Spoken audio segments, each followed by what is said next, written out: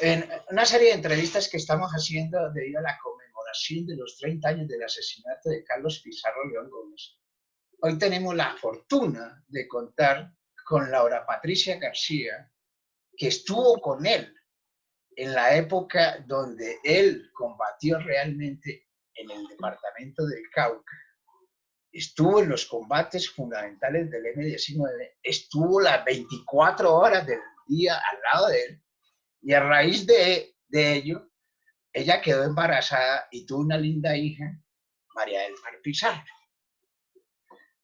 Pero Laura Patricia García es politóloga con especialización y tiene 30 años de trabajar en el servicio público y privado.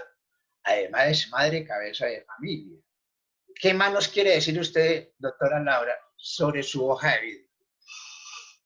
Tengo especialización en la Escuela de Administración Pública, en Administración Pública Contemporánea. He trabajado y estudiado temas de cooperación internacional, de administración, contratación del Estado, herramientas de planeación, coaching, formación empresarial, formación público y privada, y una gran voluntad, anhelos y ganas y experiencia de haber trabajado con las poblaciones colombianas, étnicas, afrocolombianas, de haber acompañado procesos en el país de desarrollo rural, de desarrollo campesino y con comunidades de base. Doctora Laura, a ver, hablemos porque todo el mundo habla de que conocieron a Carlos Pizarro, que estudiaron con Carlos Pizarro, etcétera, etcétera. Pero usted es la que nos puede dar fe de quién era Carlos Pizarro. Usted sabe, por ejemplo, que él le contó cuando él se escapó de las FARC y llegó a un municipio Colombia, en el Huila, ¿qué hizo para que le dieran plata y llegara a Bogotá? Todas esas historias las conoce usted más que nadie. Sí, hay una historia no conocida de Carlos Pizarro y conocen gente no tan cercana a él que luego fueron heredando, digamos, el trabajo de Bateman, del M-19 y de varios líderes, pero que hacían parte del proceso, pero no fueron el equipo real que trabajó con Carlos todo el proceso político, la negociación de paz. Y la plataforma política de las 7 rectificaciones. Cuando Carlos sale de las FARC, llega a un telecom, no tiene 5, no tiene ropa, no tiene nada, llega a un telecom, habla con una señorita muy amable, le coquetea y le pide que le regale una llamada, llama a su casa y pide, no tiene ni siquiera dónde le envíen la plata. Ella le facilita, le ayuda y le envían la plata donde ella, y con esa plata regresa a su casa, llega a Bogotá, se contacta con los amigos que están ya en el proceso de construir una nueva alternativa política democrática, que cuando se habla de nacionalista no es nacionalismo, es nacional reconociendo lo que es Colombia con toda la diversidad y la gama política y los sectores poblacionales. Bueno, en ese recorrido que usted hizo en las montañas de Colombia con Carlos Pizarro, cuéntenos alguna chiva que no se conozca en el país, que usted la conoce más que nadie. Por ejemplo, cuando sufrían bombardeos, cuando entraban en combate, etcétera, etcétera. A ver, nosotros no, vivíamos en colectivo. En este grupo se maneja una vida como en un ejército, como en el batallón. Hay una diana, una mañana donde tú te levantas, hacías estudio político, se leen todas las noticias, se comparte, hay un grupo que hace desayuno, otro que hace seguridad. Nosotros teníamos una formación y una capacitación ya y estudios políticos, éramos muy jóvenes, veníamos de trabajar y era un grupo donde ha llegado muchos, digamos que una gran deserción de estudiantes de las universidades que veían y creían desde hacía rato, muchas generaciones que venían y vienen creyendo y venían creyendo ya en esa época en la necesidad de buscar una alternativa democrática y cambio social, político y económico en el país. Muy duro, digamos, estar en un bombardeo muy fuerte, nos tocó con Carlos varios bombardeos, y con un grupo de la gente nos tocó combate, se sentía miedo y angustia. Ahora contaba con unos amigos una anécdota, porque hoy es un día donde usualmente la gente cercana se llama, se cuenta, se renueva y decimos aquí estamos haciendo esto, nos reencontramos. Donde una anécdota mía era que yo le decía tengo miedo, y Carlos me regaña y me dice, ya cállate que todos tenemos miedo, Laura, todos tenemos miedo, pero el miedo se controla y uno no puede vivir con miedo.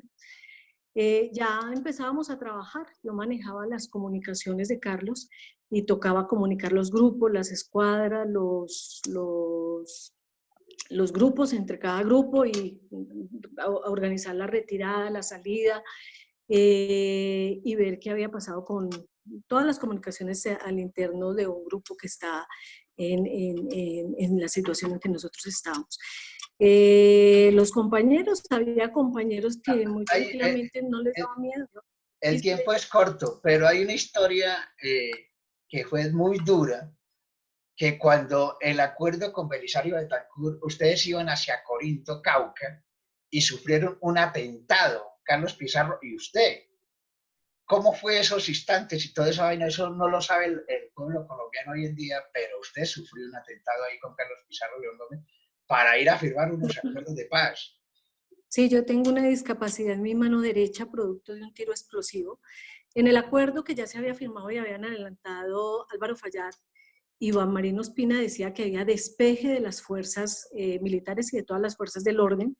Nosotros nos desplazamos porque nos dijeron desplácense en que hay esta ruta, nos mandaron una ruta, cogimos la ruta, llegamos, íbamos en caravana, íbamos con buses, atrás iban, nosotros íbamos, pero nos topamos con caravanas que iban a ver, de gente de Cali que iban a ver qué pasaban a la entrada de Florida, con los acuerdos de paz. Llegamos y caemos en un retén, había gente armada, uniformada al lado y lado de la carretera. Carlos ya había sido preso político durante varios años, había estado en la tortura, había sufrido lesiones, laceraciones en la tortura, y decía que la tortura era tratar de minar y de algo que él hablaba y era de la dignidad del ser humano. Que uno tenía que mantener su dignidad como ser humano y respetar la dignidad de los demás, y que la tortura minaba esa dignidad. La decisión de él era que no se volvía a dejar coger preso, que si lo mataban antes de cogerlo preso. Entonces la policía, quienes están allí, hacen bajar al conductor, me piden a mí que me bajen, él está en la mitad nuestra, me dicen no se deje bajar. Carlos sigue dando órdenes, pide que vengan Nicolás, unos compañeros que iban en un carro adelante, les dice rueden el carro, sigue dando órdenes, le dice de manera muy contundente el conductor, súbase, y yo veo que el policía le hablaba, llama al teniente, le dice, pues si sigue dando orden, lo matamos. Entonces yo, Carlos, ya eso decía a mí, me matan, yo estoy restiado. Yo sé que vivo y lucho porque en ese país haya democracia, esa ha sido mi historia, esa es mi lucha. Este país se merece una vida distinta. El policía, cuando Carlos le da la orden al conductor de subirse, prender el carro y acelerar, yo veo que el policía desasegura y le pone el fusil. Entonces lo que hago es agacharme, pongo la mano y pues de ahí sale un disparo, un tiro explosivo que además era ilegal que lo usaran, y sobre todo fuerzas del orden.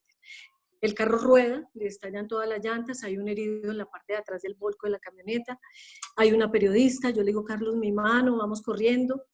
La periodista se quita la bufanda corriendo, me envuelve mi mano, seguimos corriendo, pasamos por Florida, allí habíamos hecho trabajo político, nos conocían, la gente se sublevó, la policía tuvo que salir, quemaron hasta los colchones de los policías esa vez, cogemos otro carro, llegamos a un puente y hay una cola de carros tratando de pasar un puente de esos que hay interveredales, frenamos, va manejando Pacho, un compañero, frenamos y el carro se va hasta el río, salimos heridos, golpeados, pasamos el río, salimos al otro lado, cogemos dos carros y llegamos yo miro a Carlos, Carlos está herido, y pues cada uno cuidándose y cuidando a los otros compañeros heridos, nos rodean otros compañeros, nos encontramos con otros que iban en el camino, llegamos a Corinto y ya hay unas imágenes que son públicas en donde se ve Carlos Pizarro que se para en la tarima a decir la paz, a pesar de lo que nos han hecho, no van a acabar con este proceso de paz, por lo menos no de parte nuestra.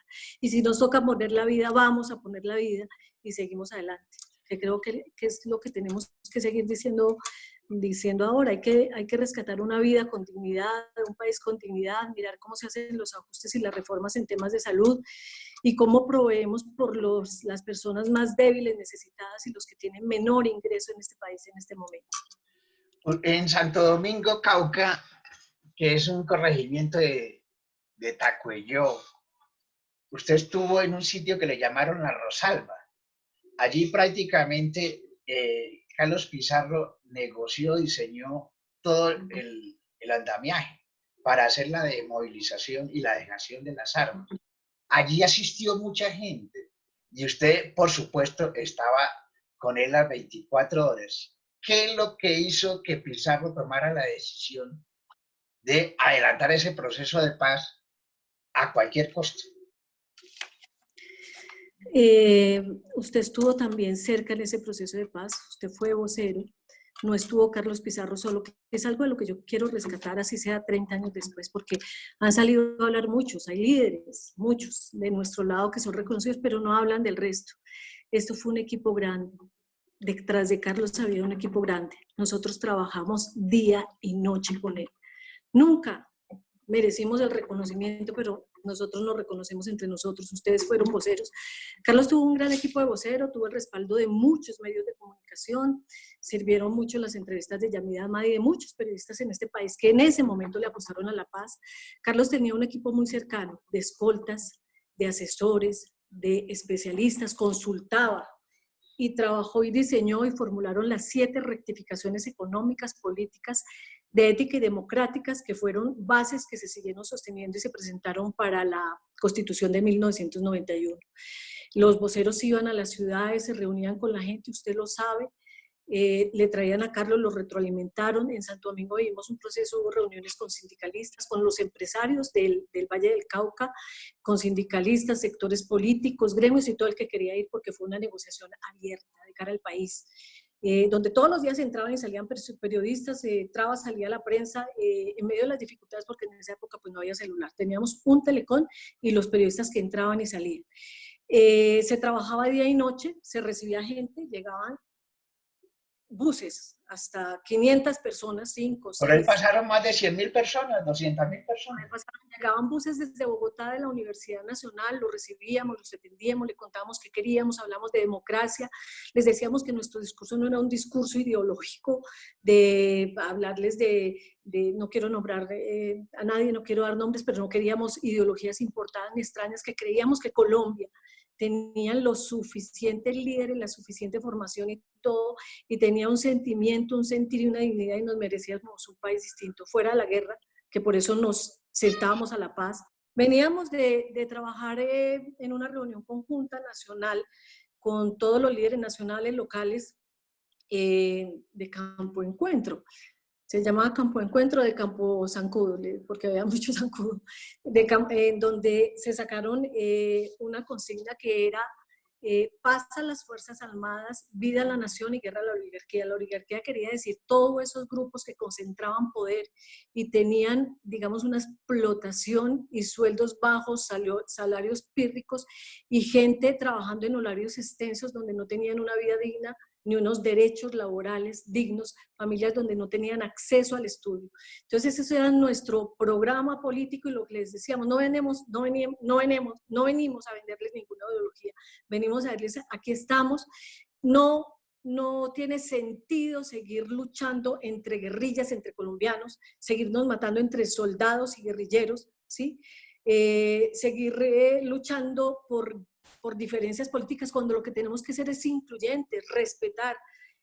Frente a cualquiera de nosotros se puede parar el antagonista más grande, pero tenemos que aprender a dialogar, que para conectarlo con la realidad nacional, en las últimas, como conclusiones de las últimas marchas y de los cacerolazos, había alguien que decía, venimos de darnos bala, y no solamente a los que acusan la guerra de guerrillas hoy por hoy, es que venimos de la guerra del Partido Liberal y Conservador, de las guerrillas liberales y conservadores, del corte, bueno, una cantidad de cosas. Bueno, doctora, es que con usted se puede escribir un libro, pero el tiempo aquí es corto.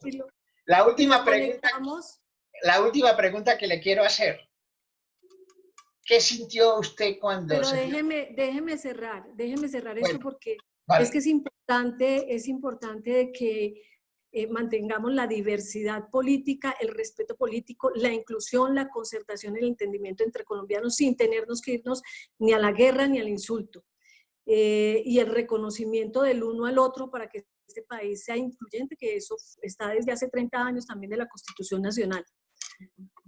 Gracias, doctora. Pero quiero hacerle una última pregunta. ¿Qué sintió usted cuando mataron a Carlos Pizarro León Gómez, el papá de su hija? ¿Y qué iba a pasar con su hija?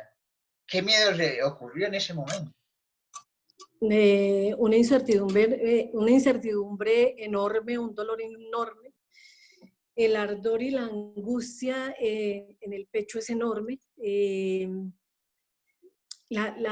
Sentía uno el acompañamiento del país nacional.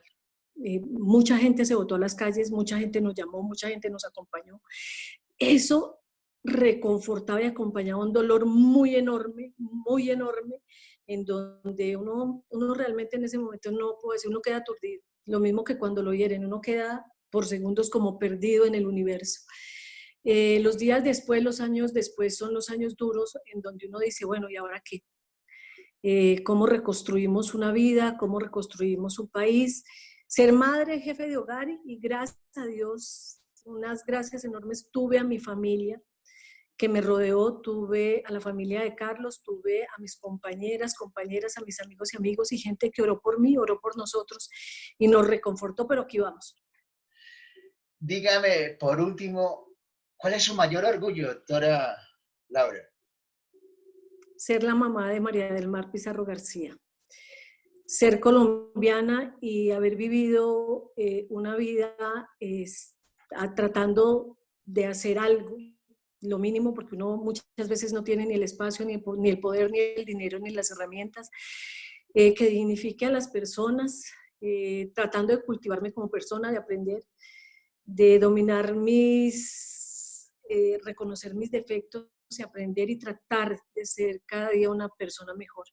Pero como colombiana, el orgullo de ser colombiana, de tener y de saber que este país en medio de las dificultades cuenta con gente también muy buena, con especialistas enormes y con gente que se la sigue jugando y apostando por el país.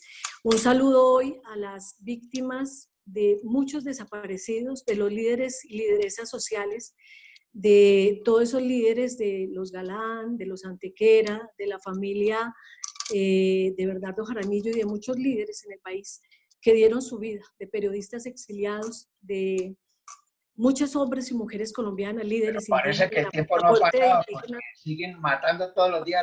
que no ha cambiado, tantos en el Cauca. Yo que viví, nosotros que nos caminamos el Cauca y que vivimos con esas comunidades indígenas, con las comunidades afrocolombianas que siguen hoy sufriendo como si no hubiera parado la guerra, como si tanto dolor, tanta muerte y tanta angustia no fuera suficiente. El acompañamiento para ellos hoy, todos los días, el reconocimiento al trabajo de los trabajadores de derechos humanos y de esos líderes y líderes. Yo me pregunto, ¿cómo después de todo lo que hemos vivido, nos ha pasado, siguen todavía y salen y trabajan y buscan siguen exponiendo su vida y siguen luchando por los derechos, cuando debería ser lo más normal, debería tener, digamos, todo el espacio para hacerlo. Esas personas que no tienen conciencia aún de la vida y del dolor que deja las armas, pues hay una historia que ya hemos vivido y en la que nosotros hemos sido víctimas, pero también hemos sido victimarios y le pedimos perdón al país. Y le decimos a este país gracias por habernos recibido en un proceso de paz, gracias por haber colombianos y colombianas todavía inmensos que le apuestan a la paz de este país y quisiéramos desde donde fuera y desde donde estemos decirles que tratamos de seguir aportando de la mejor manera a Colombia y yo no tengo sino agradecimiento con las personas que me han apoyado, que me siguen apoyando hoy en día, en donde trabajo, en donde vivo y a mi familia y a todos ustedes. Mil gracias por estar aquí en esta entrevista, doctora Laura. Gracias a usted.